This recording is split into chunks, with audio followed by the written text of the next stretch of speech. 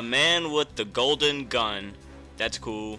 You know who should have been in this movie? And I may be stupid for saying this, but the Wolfman. Yeah, I mean, James Bond receives a golden bullet, even though they need to be killed with a silver. It's still like, you know, it's like, you know what? Forget it. I ever said this. Okay, forget it. This movie also has a great villain in it.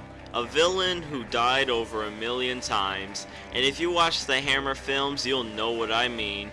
And that one man is, can I get a drum roll please?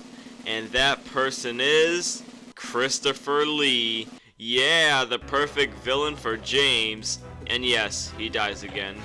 And he also has a little companion, which is a, I don't want to say, but he's short, let's put it at that. And it's kind of stupid, I mean, why would Christopher Lee need a little companion? I mean, he's Christopher Lee. And in this, James gets sent to Hong Kong, and they were reflecting to the film Craze with all the martial arts sequences. Some people say that Christopher Lee's performance in this is kind of slow and non-Christopher Lee-ish, intended to be a great villain to James Bond. This movie wasn't really a great film to people because of the comedic approach.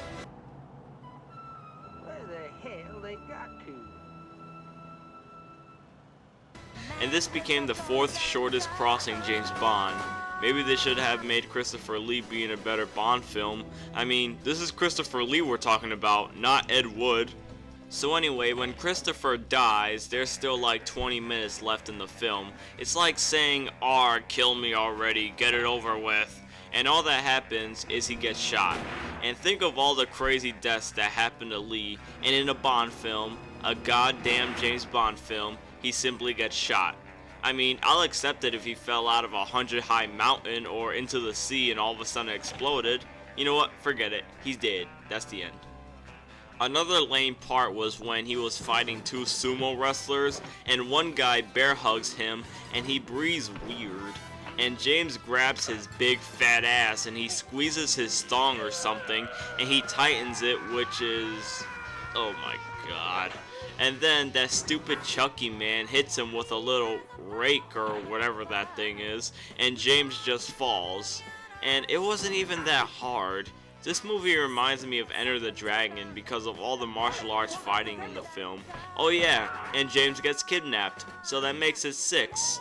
And the count keeps going and going. What else could happen?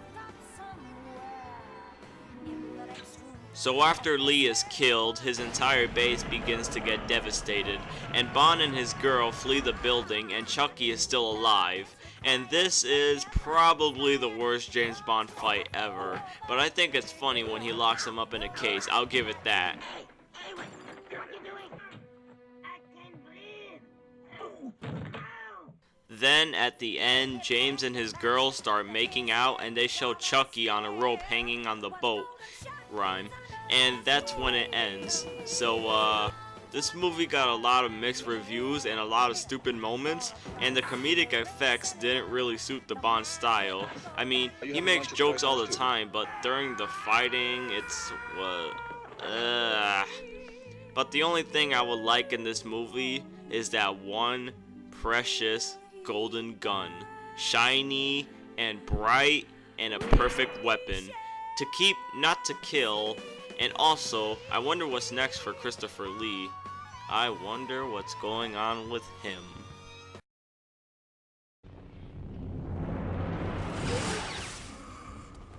Oh, of course.